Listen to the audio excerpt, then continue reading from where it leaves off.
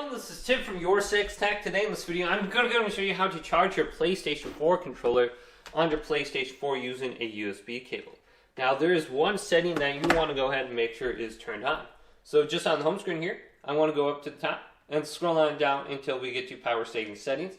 Then we want to go to set features available in rest mode. Then under here, we want to go to supply power to USB ports. Controllers can be charged while in rest mode. If you select 3 hours, power will be supplied to the USB ports for only 3 hours after entering rest mode. After 3 hours, the system will lower its power consumption to save energy. So you can select right here. You can turn it on always, so you can charge your controller indefinitely. You can set it to 3 hours, or you can turn it off. So once we have that set, we want to hold down the PlayStation button, then go on down to power, and then go to enter rest mode.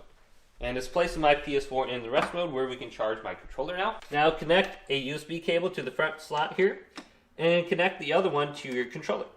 And you're going to notice when you plug it in now, it's going to blink like an orange color indicating it's charging.